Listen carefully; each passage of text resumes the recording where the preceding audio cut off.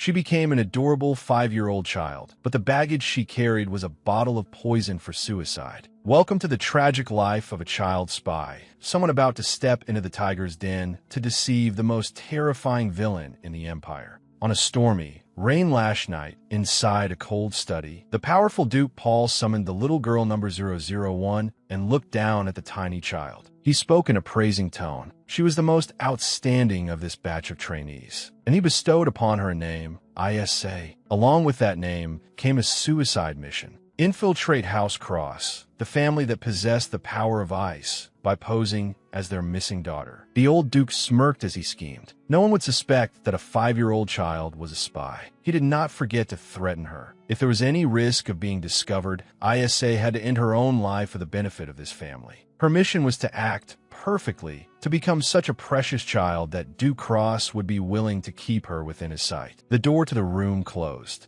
The little girl number 001, now Isa, broke out in a cold sweat. It had been 5 years since she had been raised like a hunting dog in the shadows. But the very moment she received the name Isa, a flood of memories crashed into her, making her realize a horrifying truth. She was about to die. It turned out she had transmigrated into a fantasy novel called Sword of Judgment. In this world, House Po, which used poison, and House Cross, which used ice, were two villainous forces locked in bitter opposition. Later, the male lead would appear, defeat both sides, and unify the kingdom. And in this novel, she had been raised as a spy for the ducal House Po. Throughout those years of hellish training, being locked in solitary confinement without food or water, she had no name, so she had no idea which character she had become. Now it was clear. She was a minor villainous side character, one who would be executed after pretending to be the fake daughter. She would even vanish before the male lead had a chance to appear. Looking back at the luggage she had brought for her mission, Isa could only sigh in bitter disbelief. A few sets of ragged clothes and 3 bottles of poison hidden all over her body. How ridiculous! In her previous life, she had also been an orphan, growing up to become an office worker who lived a life of compulsion. She had always whipped herself forward, forcing herself to work day and night, only to meet an absurd death from exhaustion. In this life, she had thought things would be different. She had struggled to survive spy training, clinging to the faint hope that once she grew up, she could win back her freedom. But the cruel truth slapped her hard in the face. If she obediently listened to those deceitful adults, she would definitely die all over again. Sitting in the carriage heading toward Duke Cross's castle, Isa silently calculated. Duke Cross was a villain in this novel, a cold-blooded and heartless man who always wore a black mask to hide his face. It was said that he became even more brutal after his family disappeared during the war against magical beasts. After the war ended, he searched for his wife and child like a madman, but never found them. Because of that, the guilt of failing to protect his family became Duke Cross's weakness. In the end, the Duke shut himself away in his castle, becoming a watchdog who protected only what belonged to him. Standing before the majestic castle in the blizzard, the 5-year-old girl began analyzing the situation. Option 1. Keep playing the role of the fake daughter as in the original. Clumsy acting would certainly lead to death. Skip that. Option 2. Confess that she was a spy. She would definitely have her head cut off by the guards before she could even see the Duke's face. Skip that too. One death full of regrets in her previous life was more than enough. A determined light flashed in Isa's blue eyes. There was only one choice left. The little girl walked shakily toward the tall knight guarding the gate, lifted her innocent face, and said clearly, "Mr. Knight, could you take me to see His Grace the Duke? Because I know where the missing young lady is." That was right. The survival plan of this 5-year-old child spy was to betray Duke Po and defect to Duke Cross. But life was not a dream. Naturally, how could the 2 guards believe a child's words? They coldly warned her that meeting the Duke was not easy, and that even a child would not be forgiven if she dared to lie. Knowing at once that this would not be simple, Isa immediately played her trump card. I heard that direct descendants of House Cross, right after birth, must enter the ice cave and endure bone-piercing cold to pass a trial. Is that true? I heard it from Lady Cross herself. In her heart, she added, "Of course I know this. Because I read the original. The two guards jolted in shock. That was a top-secret family secret. They immediately believed that this child must be closely connected to the missing young lady. As she was led inside, Isa quietly reviewed her survival plan. First, use the novel's plot to find the Duke's real daughter. Then use that information in exchange for protection. As long as she found his biological daughter for him, then even if her identity as a spy was exposed later, she would still have room to negotiate. The little girl silently clenched her fist. I've successfully infiltrated the Duke's residence. That means the first step is done. Next is guiding the negotiation with the Duke. However, trouble struck faster than she expected. The guard handed Isa over to a maid to watch her while he went to report. The moment Isa looked up, she froze. Red hair and green eyes. This woman was Dorothy, the only person from House Poe who had successfully infiltrated this place, and also a wicked woman in the original who committed cruel deeds without blinking. The atmosphere changed instantly. Dorothy stared at the little girl, her sharp gaze full of suspicion. She whispered, "You were supposed to receive orders to infiltrate under the identity of the fake young lady. Why has the plot changed?" Without another word, Dorothy suddenly pulled out a razor-sharp needle. She charged forward with murderous intent. "If you don't answer, I'll execute you immediately." Terrified, Isa shoved her away. No way. She had finally managed to find a path to survival. Was she really going to die in such an absurd, meaningless way? Using every skill she had learned in training, the little girl ran for her life toward the garden. While she was running with her head down, Isa slammed into a tall man wearing a black cloak. With no other choice, the little girl hugged his leg tightly and begged in a trembling voice, "Mister, please save me. A very scary person is chasing me. Can I hide for a little while?"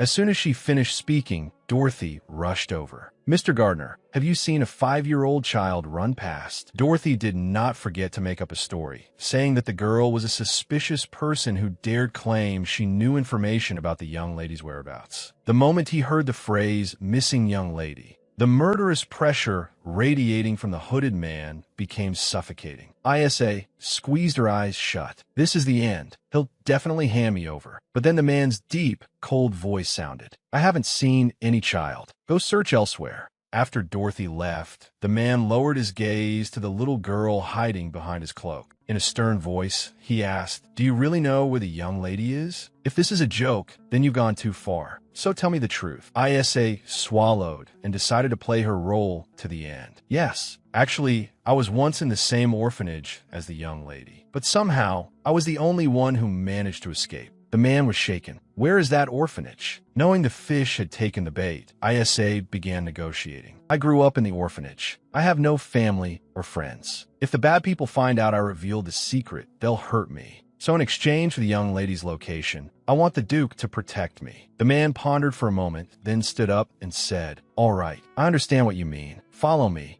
I'll take you to meet the Duke." As they walked, the little girl thought to herself, "I'm so lucky I met someone as kind as him. Judging by how he trusted a child like me the first time we met, he must be a very upright person. But trying to keep up with an adult in this body is exhausting. Is it because his legs are too long? I should start a conversation so we can walk a little more slowly." And so, the little girl sidled closer and started chatting. "Mister, do you have any children?" She was about to continue speaking when he thought she was worried. So he patted her head and reassured her, "When you meet His Grace, don't be nervous. Just say exactly what you know. He will certainly grant you what you want." Standing before the massive door of the study, Isa took a deep breath to gather her courage. She recalled the plot. Duke Calip's Cross had not originally been an evil man. He had once been a hero who protected humanity. It was only after he lost his entire family in the war that he went mad. The little girl told herself, someone like that must still be capable of reason. Besides, the kind gardener from earlier had comforted her too. The door opened, and a silver-haired man wearing glasses appeared. Is innocently began, "I came to meet His Grace the Duke. Could you tell him that the person who knows the young lady's whereabouts has arrived?" However, the silver-haired man replied awkwardly, "I'm sorry, but His Grace is not here at the moment." Just then, a deep voice rang out, "Let the child in." The silver-haired man was startled and hurriedly turned his head, crying out, "Your Grace!" Needless to say, Isa froze completely. Cold sweat poured out of her. Inside the gloomy room, the pressure emitted by the man, who was over 1.90 meters tall, made Isa struggle to breathe. Though his entire body was hidden in darkness, his mere presence was enough to terrify people. That person spoke in a low voice. "You say you know that child's whereabouts. Where is she now?" The little girl swallowed, telling herself that she had practiced this situation countless times. She absolutely could not be afraid.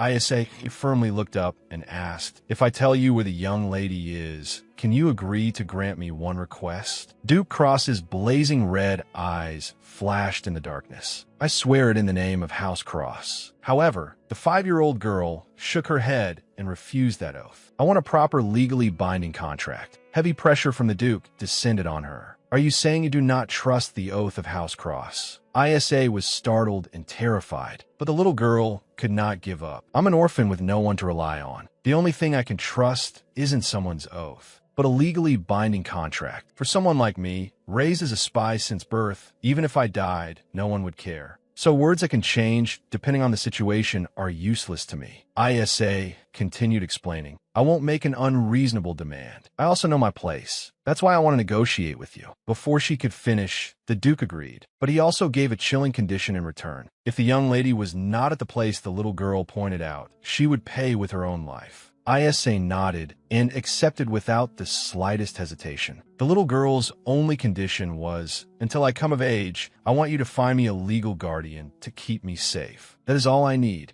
The moment the Duke ordered the contract to be drafted, Isa was overwhelmed with joy. She had done it. This tiny life of hers had finally been preserved. However, Isa had no idea what happened afterward, when only the 2 subordinates were left. Knox said worriedly, "Do you mean that, Your Grace? That contract is far too harsh for a child who is only 5 years old." The Duke said calmly, "I have no intention of killing a snot-nosed child. I only wanted to test her reaction." "Do you mean you believe what the girl said?" The Duke said nothing and changed the subject. "You said it was an orphanage near Andrew Swamp." "Correct," Knox said anxiously. "The problem is that orphanage lies deep within House Poe's territory, and through the previous communication channel. Didn't Duke Poe put forward an absurd condition? Duke Cross must go there personally, without knight escorts, bringing only 2 servants, and must hand over the criminal territory to the kingdom. Even setting aside the issue of land, going alone is far too dangerous, especially when Duke Poe has already been provoking us along the border." But Duke Cross did not waver. He calmly ordered, "Tell them I accept. Whether it is enemy territory or a blood-soaked battlefield does not matter. I need to find my daughter."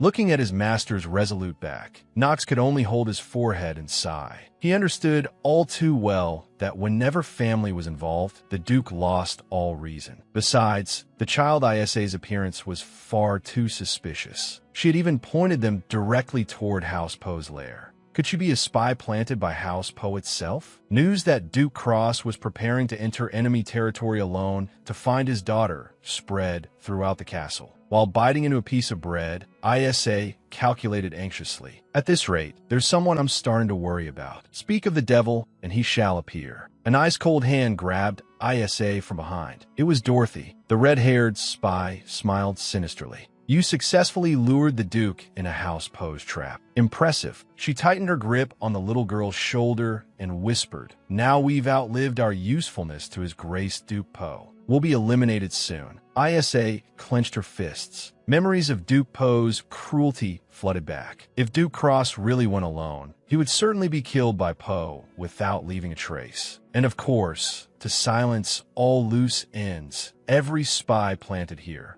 including Dorothy and Isa, would also be sent to the afterlife. In that life-or-death moment, Isa's mind worked at lightning speed. The little girl abruptly turned around and looked straight into Dorothy's eyes. "Wait, I have an idea." The little girl calculated silently. First, the only condition she needed in order to survive was for Duke Cross to stay alive. And Dorothy did not know about the contract between her and the Duke. That meant Dorothy could not be certain that she had betrayed Poe. Whatever her true intention was, the result had given Duke Poe a golden opportunity. In a situation like this, the way for both Duke Cross and herself to survive was to let Duke Poe know that Dorothy was Poe's spy. Once Dorothy was exposed as a spy, Duke Cross would have a legitimate reason to bring an escort with him. and if Dorothy was removed, the threat to ISA would also decrease. Calm down, Dorothy. We're in the same boat. Using the skill of mixing truth and lies, ISA began manipulating the assassin's mind. The little girl explained that impersonating the Duke's biological daughter was too risky, so she had made up the story of knowing the young lady's whereabouts and fabricated false evidence to buy time. Who would have thought the Duke would act so recklessly? Dorothy grabbed ISA by the collar and roared in anger. But the 5-year-old girl did not flinch and clearly proposed a mad plan. Before His Grace sets foot in Poe territory, we'll assassinate Duke Cross ourselves. ISA assigned the roles clearly. The little girl would be responsible for luring the Duke into a private meeting. Dorothy would be responsible for dealing with the Duke. After that, they would flee far away. If the plan succeeded, both of them would survive. As long as Duke Poe was not the one suspected, he would not bother hunting them down just because they ran away. Seeing that Dorothy still did not quite trust her, the little girl threw out the bait. And if it fails, I'll be the only one who dies. Finding it reasonable, Dorothy agreed at once. But as a precaution, she forced ISA to sleep in the same room and not leave her side for even half a step. Dorothy's gaze suddenly sharpened. She warned through gritted teeth, "If you're planning to try anything, remember this. If I die, you die with me." Night fell. The moment Dorothy left the room for a short while, ISA immediately sprang up. The little girl quickly took Dorothy's clothes and rushed into the corridor. She remembered a secret rule. The spies of House Poe always wrote reports on their clothing using a special substance imbued with House Poe's power. That liquid would only appear when soaked in ice water.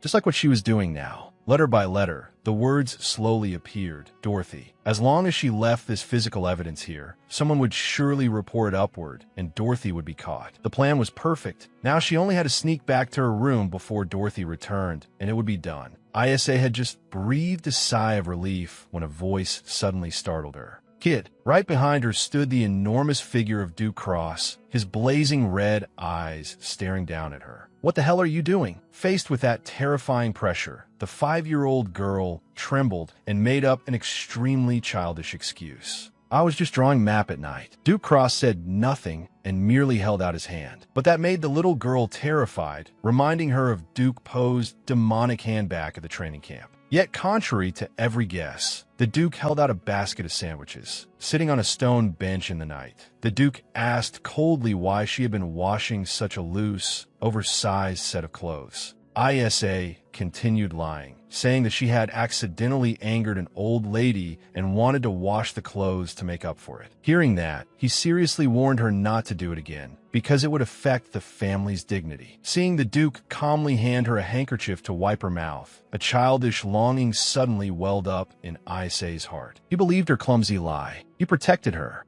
If she had such a dependable guardian, perhaps she really could find happiness. But when ISA innocently asked, "Uncle, have you ever thought about having a child?" the atmosphere instantly froze. The Duke's gaze darkened as he replied coldly, "I do not need any other child." Hearing him say that, she realized this man must already have a child. She did not know what had happened, but he looked terribly heartbroken for some reason. After returning to her room, ISA shook her little head hard to wake herself from the dream. She could not let her heart soften. Her only goal right now was to survive. Just then, Dorothy aggressively opened the door and questioned her. "Where did you go just now?" To avoid making her suspicious, ISA answered innocently, "I only went to have a snack with the gardener, to get some useful information." Dorothy finally believed her, then wanted to discuss the next step of the plan. The little girl had arranged to meet the Duke in a closed room, using the excuse that she would reveal top-secret information about the young lady. In that room, there will only be me, you, and him. You will be responsible for assassinating the Duke. After that, we will take advantage of the chaos to flee abroad. That was what the little girl said. But Dorothy would definitely not succeed, because inside the closed room, the moment Duke Cross turned his back, Dorothy charged forward with a razor-sharp blade. However, ISA rushed over and blocked Duke Cross. With a stab, ISA collapsed into a pool of blood. Dorothy was utterly horrified, her eyes bulging as she stared at the scene. Why did you?" Duke Cross immediately shouted for the guards. "Is anyone outside? There is an assassin." Meanwhile, ISA, held in his arms, frowned slightly. Thanks to that hellish training, I managed to avoid the fatal blow. But it hurts like hell. In an instant, the knights rushed in and subdued Dorothy. The red-haired assassin glared at Isa with bitter resentment. You, although the pain pierced all the way to her bones. The 5-year-old girl still raised the corner of her lips in a half-smile, full of triumph. Success. Rewinding time to 5 years ago, when a continent was devastated by invading monsters. It was Duke Cross who rose up like a savior. With his power of ice, he built a defensive wall, drove back the monsters, and brought victory to humanity. But on the day the hero returned in triumph, what greeted him was terrible news. His entire family had vanished without a trace. After 5 full years of searching in vain, the Duke gradually fell into the abyss of madness. He locked himself inside his castle and put on a black mask to hide the cowardice and despair of a man who could not even protect his own family. He had grown too exhausted from waiting for news of his family, not knowing whether they were alive or dead. Just as he was about to drink poison and end this painful torment, a blonde-haired little girl crashed into him and pitifully begged for help. Back in the present, Duke Cross looked at Isa, lying unconscious on the sickbed, with a complicated look in his eyes. Who was he? He had confronted House Poe for generations. From their poisons, techniques, and medical skills to even their secret methods of communication, he knew them all like the back of his hand. The very moment he saw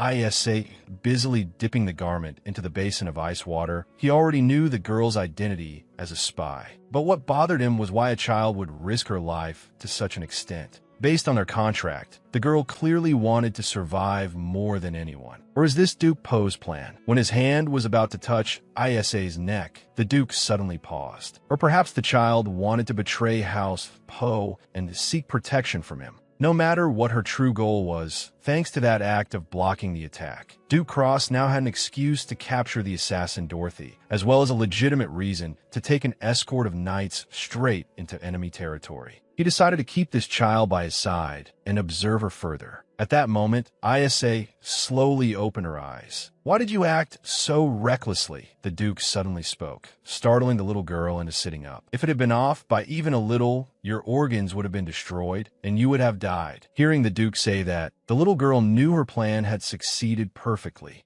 Now she only needed to answer the question correctly, and everything would be done. Isa blinked her large round eyes, about to use flattery. "Because you are the hero of the continent, and the person who promised to protect me." But before she could finish, the Duke coldly cut her off. "Enough. Stop lying. I already know you are a spy of House Poe." A chill ran down Isa's spine. The Duke calmly added, "It seems the two of you did not trust each other. That maid was also gathering evidence to prove that you were a spy." Hearing this, Isa blamed herself. "How could I have been so careless? If Dorothy was discovered to be a spy and arrested, she would definitely accuse me. That was why I risked my life, with no other choice but a plan to take the blow for the Duke. I thought that if I showed them a small child risking her life to block a knife for him, they would consider Dorothy's accusation against me meaningless. But if Dorothy had also been gathering evidence to prove I was a spy, then everything was truly over." Isa trembled as she spoke. "Am I going to be killed?" Looking at the little face that had turned deathly pale with fear, the Duke unexpectedly raised his hand and patted the girl's head. He sighed, then comforted her softly. "Calm down." As he spoke, Duke Cross placed a sheet of paper into Isa's hand. It was the contract the two of them had signed. The contract was still in effect, and only he would know that she was a spy. "If you truly told me where my daughter is, I will have you become the adopted child of a Viscount. So do not worry." Isa stared blankly, unable to believe what was in her hand. The Duke continued, "You took a knife from me. Furthermore, thanks to you, I can now openly and justifiably lead troops in a House Poe's territory. In other words, you have saved me twice. Since I owe you a life, I will also give you a chance." Tears spilled from Isa's eyes. All the restraint, resentment, and fear she had held in for so long burst free. "Thank you, Your Grace. You are my lifesaver." Under the cold Duke's mask, the corner of his lips lifted into a faint smile. He answered gently, "Stop talking nonsense. Rest." After the assassination incident, Isa's life suddenly entered a new chapter. The maids doted on her to the utmost, and she leisurely sat eating delicious strawberry cake like a true young lady. But behind that innocent appearance, Isa's heart was extremely heavy. She understood very well that this peace was only temporary. It would only last until the Duke found his biological daughter. Using the excuse that he had received an official apology from Duke Po after the assassination incident, Duke Cross openly and justifiably led 50 elite knights straight into enemy territory to search for the missing young lady. Before Duke Cross left, he allowed me to stay at the Duke's castle until a suitable guardian was chosen for me. But I need to quickly find my own way to survive. While waiting for the servants, Isa stared absent-mindedly out the window. The little girl suddenly remembered the gardener uncle who often wore a black cloak. Thinking back to the days when she was bedridden because of her wound, it was he who had secretly brought her sandwiches and cared for her tenderly. He was the first adult in this world to treat Isa kindly. However, after the Duke left the castle, he stopped appearing as well. Thinking that he might be on vacation with his real family, a childish wave of jealousy suddenly rose in the 5-year-old girl's heart. But Isa did not have time to be sad. Today was an extremely important day, the day she would meet the Viscount Frisia family. They were the future guardians personally selected by Duke Cross. With the intelligent skills she had gained through harsh training, Isa had memorized all the information about this family. Sitting opposite the Viscount and his wife, the little girl behaved so perfectly that their jaws nearly dropped. Isa not only knew that their territory was famous for wheat, but also declared boldly, "If I am adopted, I would like to personally cultivate crops and research agricultural technology. Of course, I also would not mind marrying for the glory of House Frisia." After saying that, the little girl secretly felt proud. How about that? Isn't this the perfect standard for becoming an adopted daughter? But looking at the way they stared at her, Isa suddenly grew a little worried. The Viscount and his wife smiled awkwardly and answered, "We are truly grateful that you have learned so much about our family. Yes, I can understand why Duke Cross praised you so highly." Isa frotse. Why? Did I do something wrong? I have to win their favor no matter what. Before the little girl could continue showing off her advantages, the door suddenly burst open. A maid rushed in frantically, carrying an urgent letter from the Duke. The Viscount and his wife were visibly delighted. They were certain that the Duke must have found his daughter and hurriedly sent the good news. But the maid's face was deathly pale. Trembling, she announced a thunderbolt of news. They could not find the young lady. They had searched the entire orphanage and the surrounding area, but found nothing. The night squad was withdrawing and returning. The teacup in Isa's hand crashed to the floor and shattered.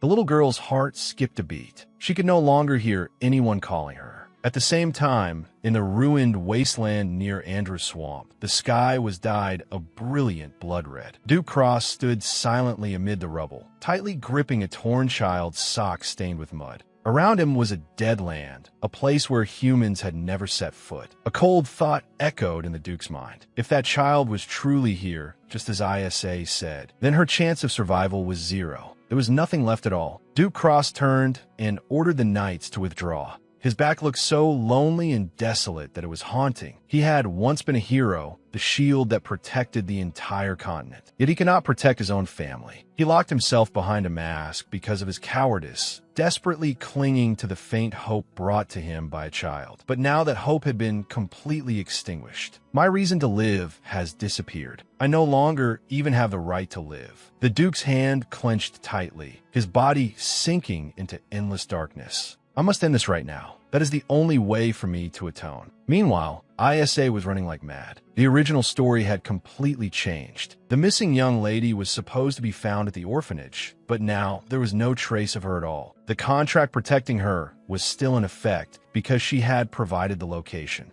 But if the young lady truly was not there, then the little girl would become useless. And in the eyes of House Cross, a useless spy had only one ending: elimination. Terrified, Isa hurriedly squeezed into the ventilation duct to escape. The cramped darkness enveloped her tiny body, dragging painful memories from her previous life back to the surface. Her parents had died early, and living off her relatives had been like hell. Then, when she moved out on her own, she was drowned in bills and rent. It had been a suffocating, breathless life. In this life, the little girl only wanted to live an ordinary life, unlike before. But even knowing the plot in advance, she still could not change the fate of a short-lived minor character. Isa shed tears in despair. I can't escape this terrible loop. Her small hand pulled out Poe's bottle of poison. The little girl told herself that at least, while possessing this body, she could find peace without having to suffer any more pain. At the same time, Duke Cross returned to the castle exhausted after that stormy trip. Just then, a guard came to report on Isa's situation. That child has disappeared. The maid beside him also said worriedly, the girl disappeared as soon as she heard that the young lady could not be found. And the only thing left in the storage room was a bottle of poison belonging to Duke Poe's family. The Duke's heart felt as though someone had squeezed it tight. Without hesitating for even a second, he rushed outside like a madman.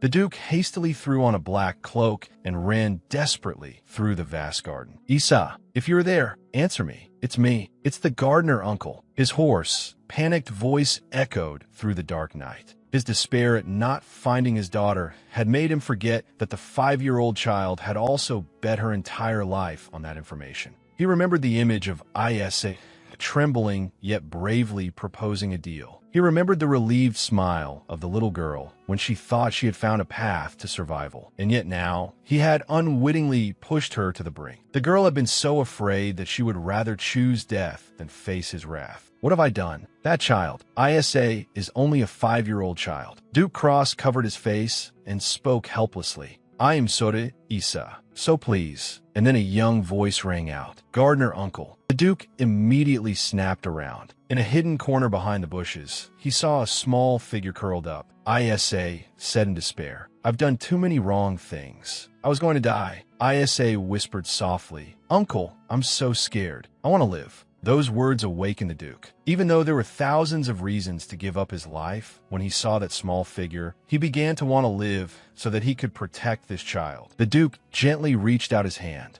Isa, take my hand. It is dangerous there. But Isa stepped back. The little girl was afraid that if he helped a sinner like her, he would also be implicated. Realizing that even in this situation, the little girl was still worried about him, the Duke's heart ached even more. He said firmly, You did nothing wrong. Isa, all those sins and all those burdens belong to the adults who failed to protect you. That responsibility is mine, not yours. I know this is selfish, but please give me a chance to make up for it, to atone for my mistakes. The moment the small hand and the large hand touched, it seemed as though every storm outside came to a halt. The Duke pulled the little girl into his arms. He held her tightly, using his large cloak to shield her from the coldness of the world. In that warm embrace, Isa suddenly burst into sobs. The Duke suddenly remembered what Isa had once said. You are the savior of my life. As he looked down at the pale blonde head leaning against his chest, the Duke smiled faintly again. No, Isa, you are wrong.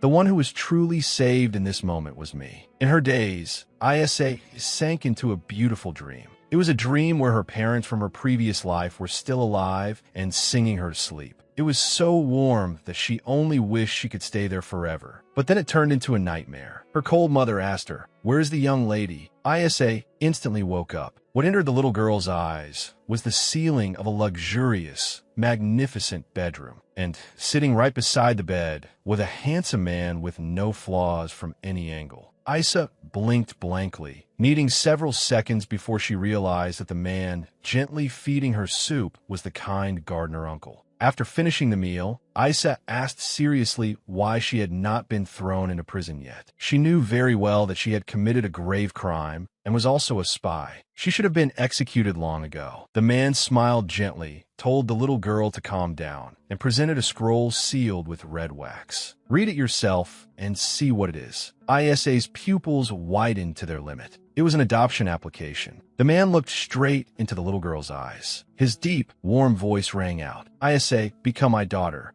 Isa asked shakily, Is it really all right for me to become your daughter? I have no intention of lying to a child. Tears welled up and spilled from Isa's eyes. At last, she had found a real adult who cared about her. But precisely because of that, she did not want him to be dragged into this. Seeing that she still would not agree, the Duke spoke. Why are you hesitating? I'm grateful that you protected me, but I don't want to turn you into a fugitive. The man reached out and took that tiny hand, gently reassuring her. Don't worry about House Cross. Just sign your name. I know you are no ordinary child, but I am more than capable of shouldering that much trouble." With that, the Duke rang the bell and called people in. The white-haired aide entered together with Viscount and Viscountess Frisia. They bowed respectfully. "Your Grace." Then, when they looked up, they were so shocked they could not speak. Before everyone, he had removed the black mask he had used to hide his face for many years. Under countless stunned gazes, the man calmly lifted Isa into his arms. His authoritative voice rang throughout the room. "From this day forward, this child is the young lady of House Cross. Her name is Isa Cross." Held in those sturdy arms, Isa's brain officially overloaded. What? Gardner Uncle was actually Duke Cross?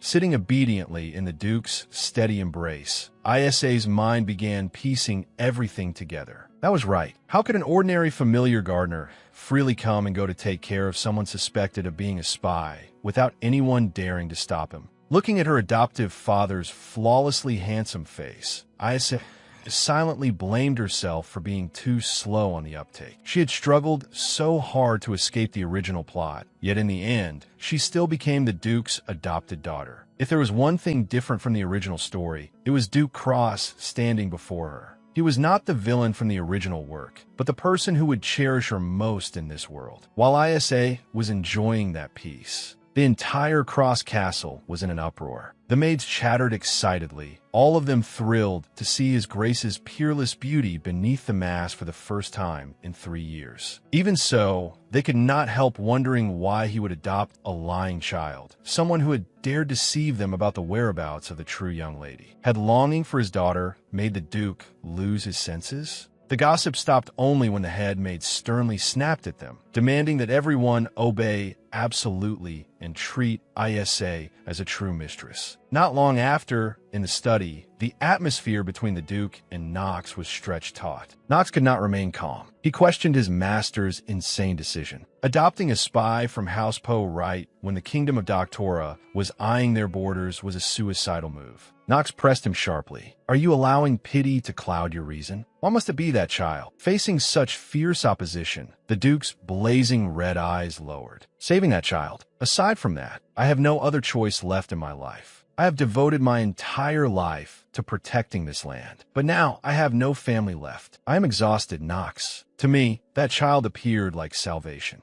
I know you are worried, but please trust me this once." Hearing his master's heart-wrenching words, Knox sighed helplessly. He accepted taking a step back, but on one condition. If they later discovered that Isa had deceived him and become a threat to House Cross, he had to abandon the girl without hesitation. In a dark bedroom under flickering candlelight, a letter bearing the emblem of House Poe was being written. Isa's report. Infiltration of House Cross has succeeded. Isa came trotting down the hallway. She greeted Knox with a bright smile, but what answered her enthusiasm and sparkling eyes was only a weary sigh and a perfunctory greeting from him. Watching his cold back as he walked away, the smile on Isa's lips vanished. That was right. Branded a liar, it was only natural that everyone hated her. Although she had prepared herself mentally, each time she faced it, her tiny heart still could not help aching. In this cold castle, the only person she could rely on now was Gardner Uncle, that mighty Duke. Thinking that, Isa pulled herself together and pushed open the door, rushing into the Duke's room with a radiant smile. When asked why she had come, the little girl answered vaguely, "I was just a little bored. And more importantly, I have a secret to show you." What Isa had brought was a mouse and a cookie engraved with letters. It was a secret letter sent by Duke Poe. The spies had trained mice to gnaw cookies into letters. Once the recipient finished reading it, they only needed to crush the cookie, and all evidence would vanish from the world. Duke Poe and his spies communicated with meticulous care. First, the spies wrote reports on their uniforms and sent the clothes to a base disguised as a tailor shop. Conversely, when the Duke's side sent secret letters in this manner, they used this sophisticated method that left no trace. House Poe's intelligence network could stretch everywhere, from the imperial palace and noble estates to even the freezing northern region. The message on the cookie confirmed that Isa's adoption mission had been completed and ordered the girl to prepare for the upcoming succession test, and Dorothy had been eliminated.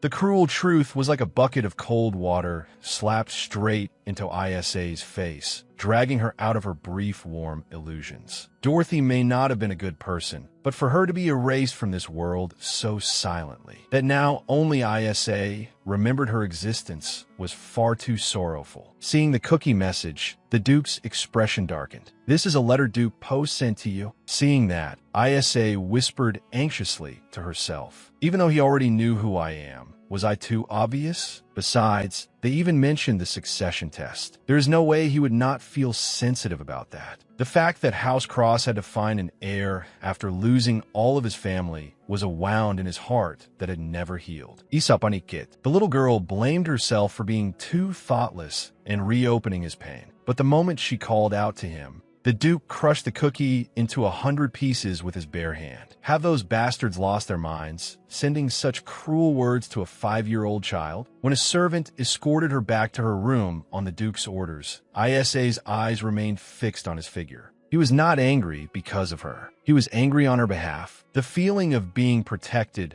made her tiny heart tremble with happiness. The little girl told herself that she would definitely become someone he could rely on. To do that, the first thing she had to do was erase the image of a liar from everyone's eyes. Returning to her room, Isa tried to win over May, the maid serving her. The little girl cheerfully wanted to share her strawberry cake, but May immediately stepped back and refused. Not giving up, Isa took out cookies and offered them to her. But May bluntly said, "Young lady, you do not need to force yourself. No servant here wants to be friends with you in the first place, especially after you broke your promise to find the true young lady." Those harsh words made Isa's eyes darken. Hurt showed plainly on her innocent face. But very quickly, the little girl forced out a bright smile and promised that they would eat together next time, leaving even the maid stunned. Meanwhile, in the Duke's study, the atmosphere was once again stretched taut. For the first time, the cold Duke raised his voice and expressed extreme disappointment in his right-hand man. It began with the maid who had failed to assassinate Isa.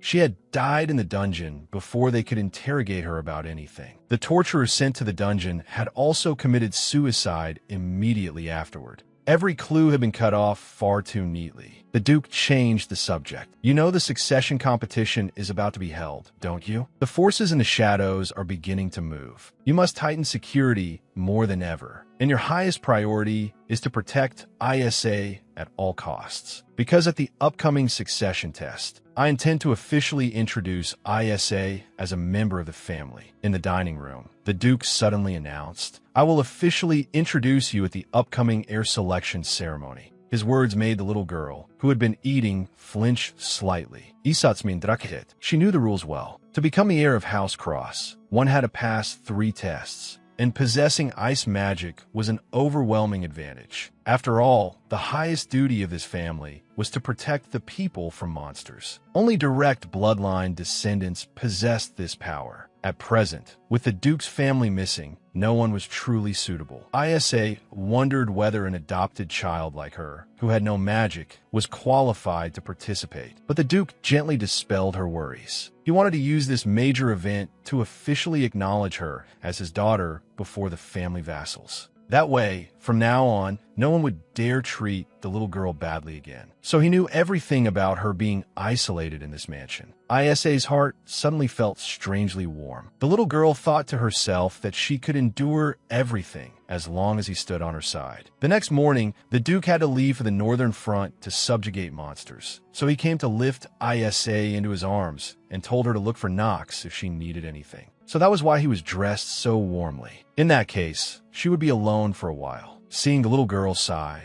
the Duke suddenly said, half joking and half serious, that if Nox dared give her a hard time, she could just hit him directly on the head and he would turn a blind eye. That domineering instruction left Nox frozen, his jaw clenched in frustration. And so began the days when Isa was supervised by Nox 24 hours a day. The little girl trotted out for a walk. Knox followed behind her with an extremely displeased expression. Looking at Isa's waddling steps, he turned to ask the maid, "Are all children this age like ducklings?" Then he muttered to himself and produced a conclusion with a strong, scholarly flavor. According to research, immature organisms often appear cute in exchange for protection from others because they are not yet capable of securing food on their own. Hearing that analysis, Isa blushed with embarrassment. The little girl silently scolded him. At first, I thought he was just rigid. Who knew he was an eccentric in such a bizarre way? But that brief peace did not last long. A maid rushed over in a panic to report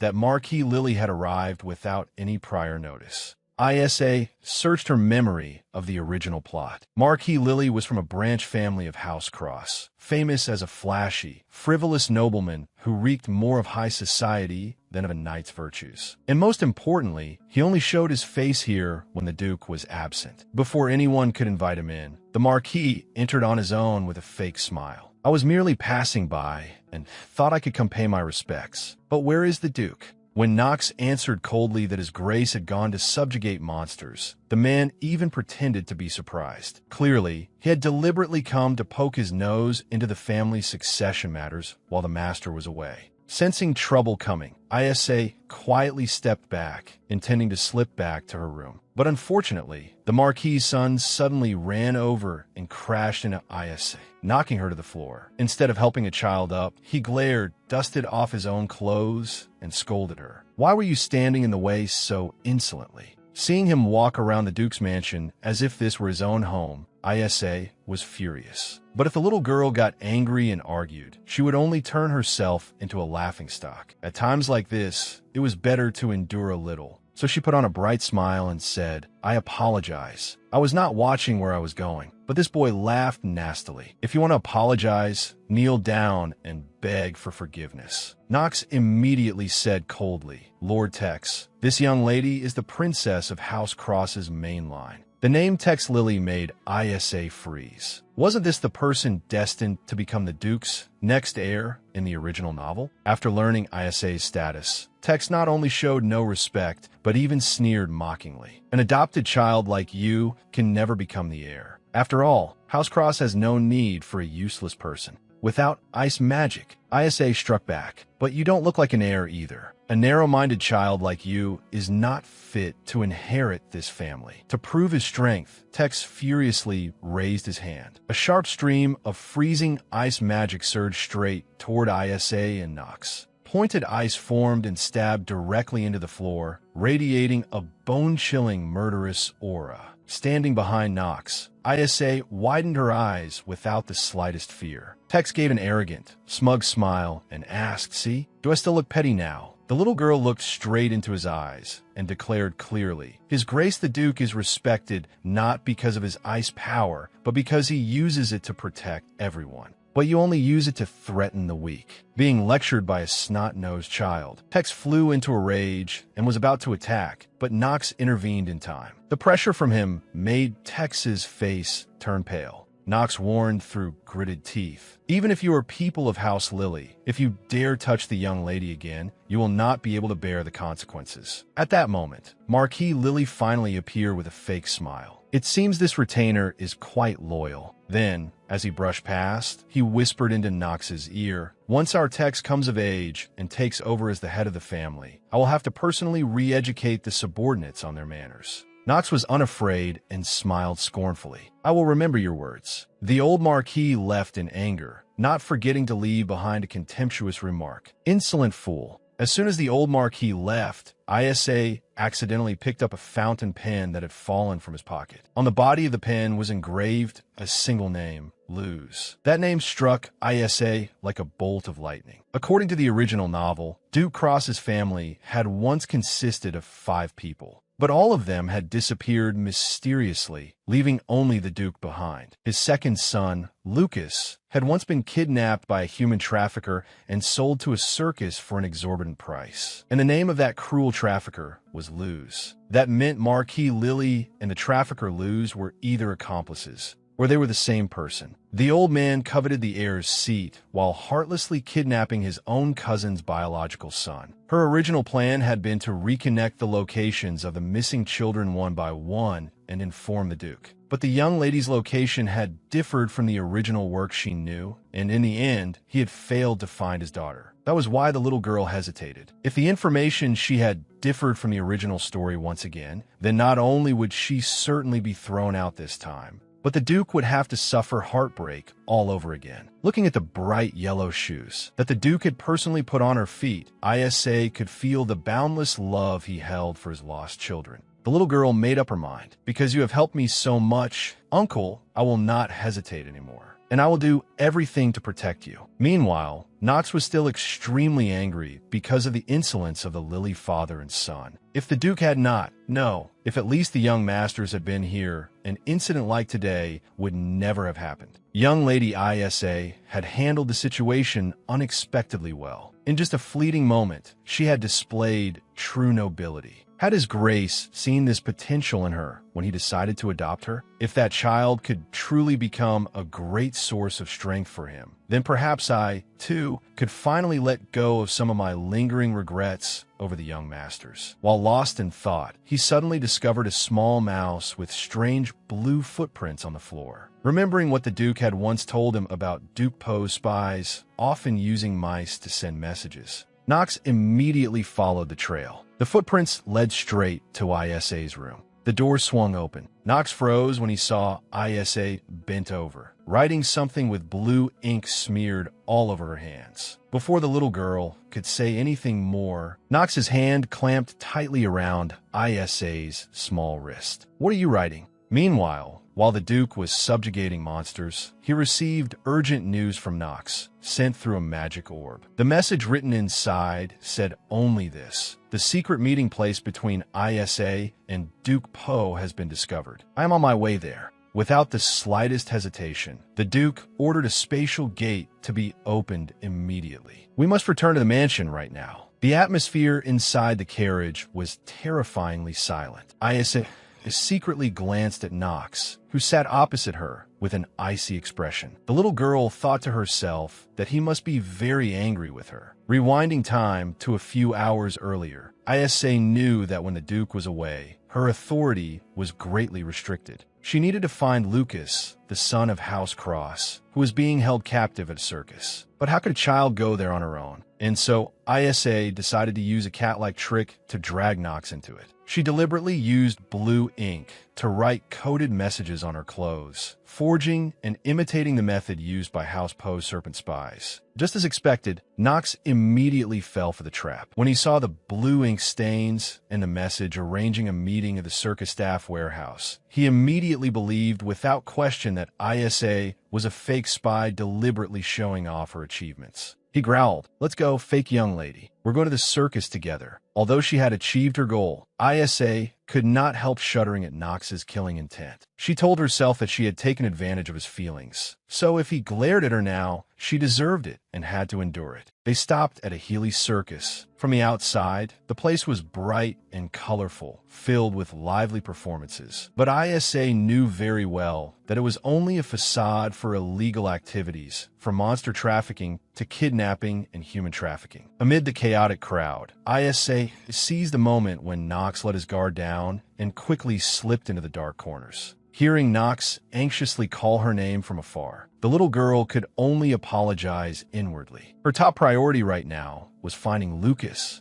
According to Isa's calculations, an S-rank commodity with special abilities like Lucas would definitely be imprisoned in a restricted area. And so Isa chose the riskiest method, turning herself into merchandise. She deliberately wandered into the guards area. When she faced two terrifying masked guards, Isa did not run away at all. She pretended to be on the verge of tears, talking about how wealthy her family was, how large their business was, and how expensive her clothes were. She said she needed their help finding her parents. They took the bait. Isa secretly rejoiced when she saw the greed in their eyes. They thought they had just picked up a profitable prize they could ransom, unaware that they were the ones being led by the nose. While being led away, Isa accidentally overheard their conversation about Duke Po. The final pieces of the truth began to fall into place. The death of Duke Cross's daughter, Marquis Lily's fountain pen, and Lucas's kidnapping, all of it had the old man Poe's hand in it. He was the mastermind behind all these tragedies. Just as the little girl was thinking that she had to be more careful or this plan would fail, a sudden heavy blow to the back of her neck caused Isa to lose consciousness. In her daze, the little girl saw again the images of children trained by House Poe being taught about blind loyalty. They were taught to willingly offer up their lives for him. Isa bitterly realized that no matter how hard she tried, Poe's shadow still covered every corner. But just when she was at her most despairing, the Duke's warm figure appeared again, pulling the little girl back to reality. When she woke up in a dark basement, Isa found herself lying on the cold dirt floor. Beside her was a boy with his legs chained. Isa held her breath when she saw his jet black hair and deep blue eyes. He was a perfect miniature version of Duke Cross in his childhood. That was right, it was him. This was Lucas. The boy had been imprisoned here for 5 long years, a period that matched exactly with the disappearance of House Cross's second son. The little girl immediately stood up and said, "I'll unlock it for you. After that, we'll escape together." Isa hurriedly pulled out her hairpin and tried to unlock Lucas's chains. The boy frantically explained, "These aren't ordinary chains. They were specially made to suppress supernatural abilities like mine." Isa's heart tightened because she knew this was something House Poe had specially created to control House Cross.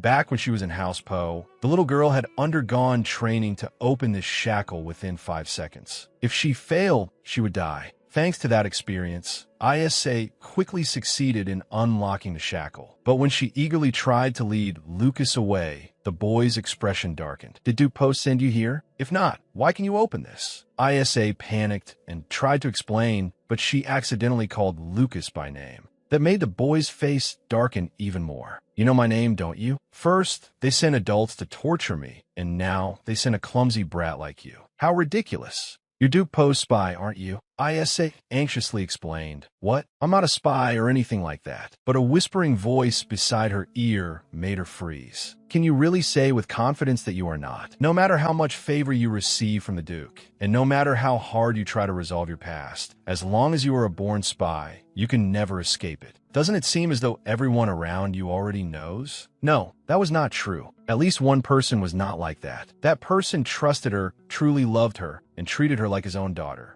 That gave Isa faith. The little girl stepped forward. "Yes, I used to be a spy, but I didn't become a spy because I wanted to. My parents abandoned me, and Duke Po raised me to be his tool. But those times were painful. I lived and fought with everything I had, trying somehow to escape it, until I met Duke Cross and was saved. I heard about you while I was still in House Po, and I thought that if it was you, someone kidnapped by Duke Po when you were so young, then you would want to escape from him, just like I did. Also, I thought that if I found you, I could repay Duke Cross's kindness. So I will definitely take you back to your father. Please run away with me. Lucas." But Lucas only replied coldly, "Is that so?" The boy suddenly used ice magic to freeze Isa's legs. The boy no longer trusted anyone, not even the father Isa mentioned, because the person you call my father didn't come looking for me for 5 whole years either. Without waiting for Isa to explain, Lucas suddenly unleashed his power. A massive surge of freezing magic exploded outward, shattering the chains and destroying the sturdy stone wall. The boy left coldly, abandoning Isa amid the wreckage with a brutally indifferent wish of good luck. However, Isa quickly realized one truth. Lucas was not as cruel as he appeared. The ice pillars he created had actually been skillfully loosened, making it easy for her to escape from the collapsing rubble. Isasikhet inwardly. So he had a softer heart than she had thought. Compared to the arrogant text from before, Lucas's abilities were truly on an entirely different level. As she was busily chasing after Lucas, Isa suddenly heard meowing coming from under the wreckage. A poor kitten was trapped over there. As Lucas fought the guards, he could not help thinking about what the little girl had just said. Why had that dandelion-headed fool said those things to provoke him? But if that child's word were true, if she had no other choice but to become a spy when she was just an orphan child, then every passing day must have been horrifying. She must have despaired at her circumstances and collapsed thousands, tens of thousands of times, just as he had while waiting for his father for the past 5 years, believing that one day he would come save him. That child had not given up like he had, but had fought until the very end. Maybe talking a little more would not be so bad. Lucas turned back,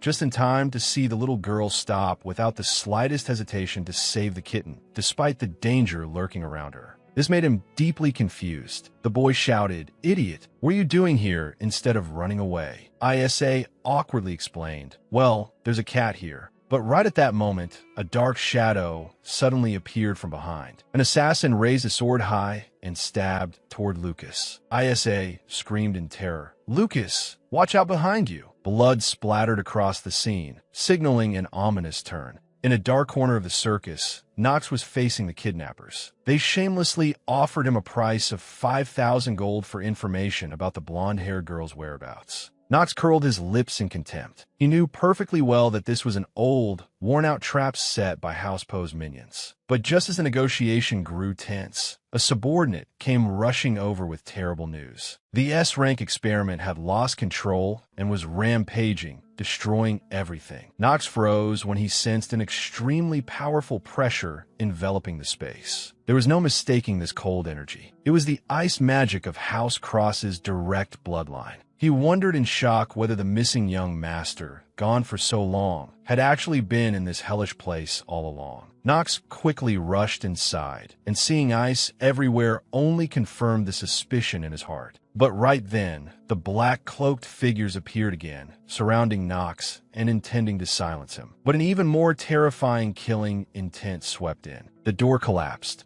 and Duke Cross appeared in full authority like a god of war. He growled a single question, "Where is Isa?" Knox stammered in reply, "I believe the little girl is somewhere on the other side, Your Grace." As we discussed, if Isa is a spy. Before he could finish speaking, the Duke, radiating murderous intent, growled, "I will be the one to judge." Following the trail of destruction, the Duke rushed into the dark basement. The sight before him made his heart clench. Isa was lying unconscious on the floor, her breathing faint. Beside her was a boy sitting in silence. What was happening, Isa? A child who should have finished playing by now, or should have been getting ready for bed after a long, enjoyable day. Why was she lying there like that? The Duke trembled as he reached out his hand, wanting to approach. But Lucas used magic to stop him. "Stay right there. This ice magic. You're Duke Cross, aren't you? For the past 5 years, not a single day passed when I didn't wait for you to come save me. But you were so busy hunting monsters that you couldn't even be bothered to care about your own flesh and blood." The pain of being abandoned for so long exploded, leaving Lucas with no need for any explanation or compensation. The boy lifted his tear-streaked face and begged in despair, "But please save this girl. At least you should be able to do that much. I'm begging you."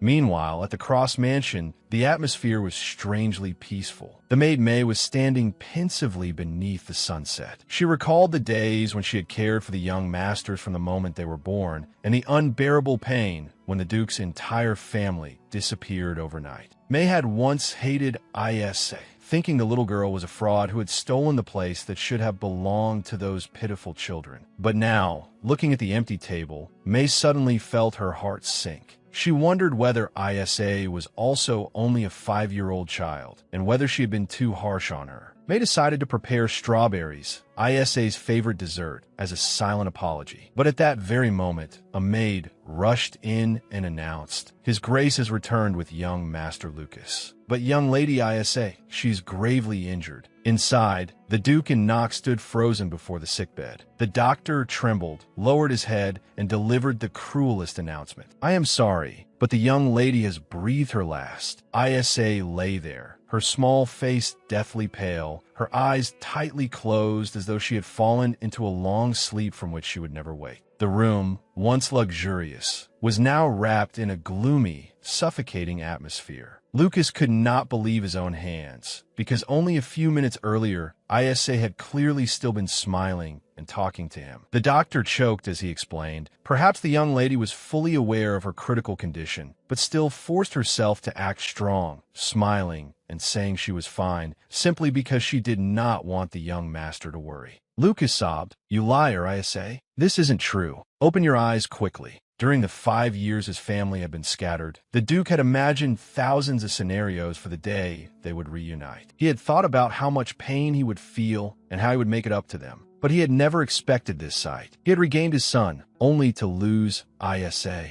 He stood there like a man struck by lightning, a hero of the Empire who could not even protect the child he loved. The Duke took step after step forward, pressure radiating from him. "Even when I was given another chance to be a father, am I truly unable to save anything?" The Duke ordered coldly, "Everyone, leave at once." Then he used magic to freeze the entire room. Several days passed. The Cross Mansion sank into a terrifying silence, even colder than it had been 5 years ago. Now it was also surrounded by guilt. Knox recalled how he had once suspected Isa, even driven her away because he thought she was a spy. It was everyone's cold treatment that had pushed that 5-year-old girl onto a reckless path to prove herself. Knox secretly wished that if only he had trusted the little girl just a little more back then, perhaps everything would have been different. The Duke was nearly going mad. He did not sleep. He even suffered nosebleeds from exhaustion, yet still searched for a way to save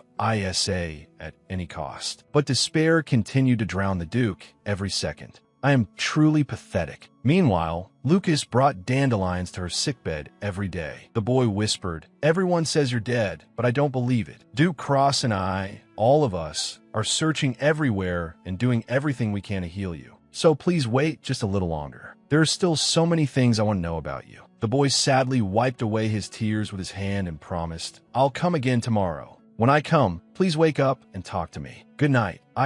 I never expected that when night fell, a white cat with strange purple eyes would appear on the balcony. That cat suddenly transformed into a human form. Then he went to Isa's side, propped his chin on his hand, and wondered, so did she die in the end? In his long, endless life, the cat had witnessed all kinds of deaths until he was sick of them. The death of a terrified animal ending its life inside a cage, and the death of a rampaging monster at the hands of humans. Whatever life died, it was all the same to him, because to him, those deaths were no different from all the ones before. Yes, that had been how it was. But when he witnessed a tiny, fragile human like Isa daring to step forward and protect someone stronger than herself, the cat remembered Isa's face at that moment. It was a face that seemed to be screaming that she had to live, that she absolutely must not give up. I wanted to ask why her eyes looked like that. He lightly touched Isa's forehead and said softly, "I hate unfinished stories most of all. Come on, wake up and tell me your story yourself, little one. See you again, Isa."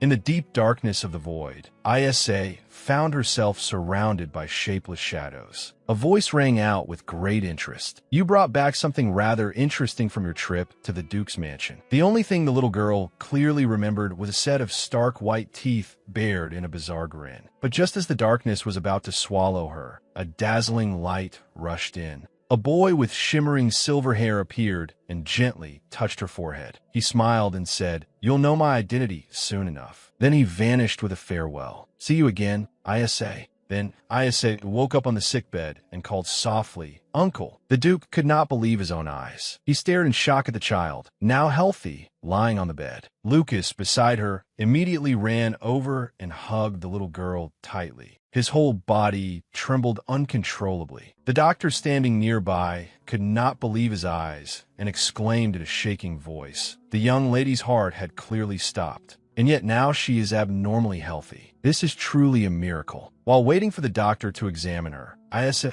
secretly wondered about the dream she had just had. Could it be connected to the real Isa from the original story? The person who existed before I possessed this body? At least, nothing like this happened when I first took over. And the boy in her dream, too. Who was he? She truly had so many questions. But seeing how worried everyone looked, the little girl decided to keep it a secret so no one would have anything more to trouble their hearts. Isa smiled cheerfully and reassured them, "I'm all right. I feel perfectly healthy." The Duke suddenly spoke. Never do anything so reckless again. Only then did the little girl realize that the Duke, who had once been so healthy, was now frighteningly thin. Lucas and even Nox wore pained expressions as well. In the end, she had made everyone worry again. Isa smiled and promised, "Yes, I won't make you worry again." While the Duke buried himself in work to forget his pain, Lucas volunteered to stay behind and take care of Isa.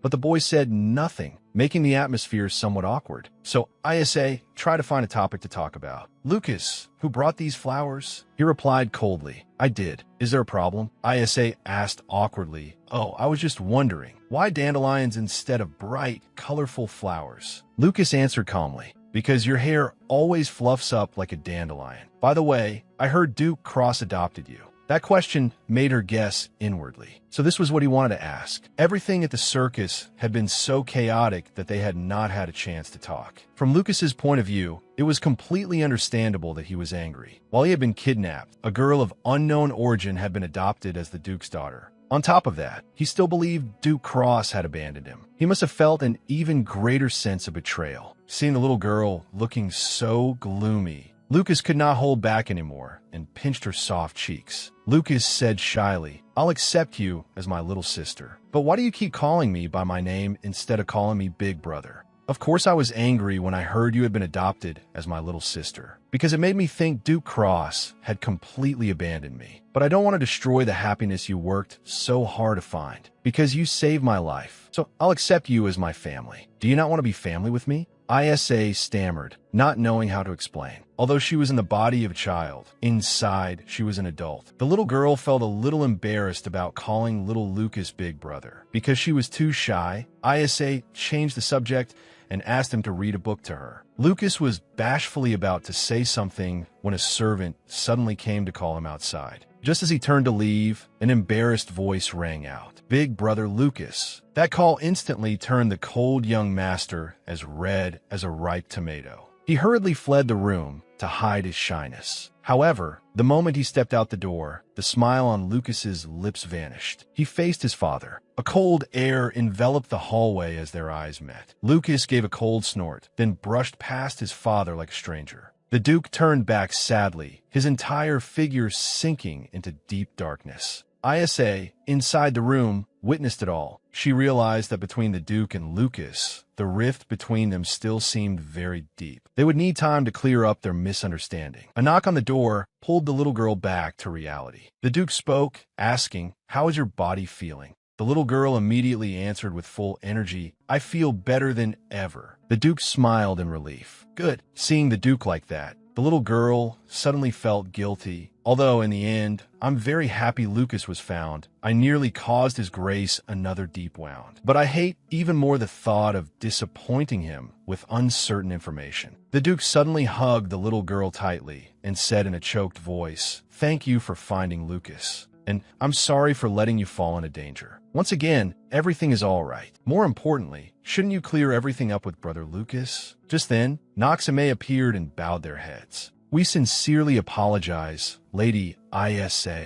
Nox regretted always doubting her intentions. As for May, she was tormented over the harsh words she had said when Isa tried to befriend her. "We will accept any punishment your grace deems appropriate." Instead of resenting them, Isa smiled magnanimously. "Both of you cherish Duke Cross more than anyone else, don't you? Saying harsh words to someone surely couldn't have been easy. But you only paid attention to that because you were worried about the Duke. I'm even glad the Duke has people like you by his side. It is true that I was a little hurt, but thank you both for apologizing." However, the Duke refused to let it pass. "No one apart from you is the young lady. I will question you two about this later." Leave. Right after the two left, the Duke fell into self-reproach again. I knew Isa would not be welcomed, and I still stood by and watched. Once Isa became the young lady of this house, I hoped she would win the recognition of the people of House Cross through her own ability. Superficial respect born only from my power is meaningless. That child was once so lively that I believed she would overcome it. I believed the people of House Cross would also someday acknowledge Isa.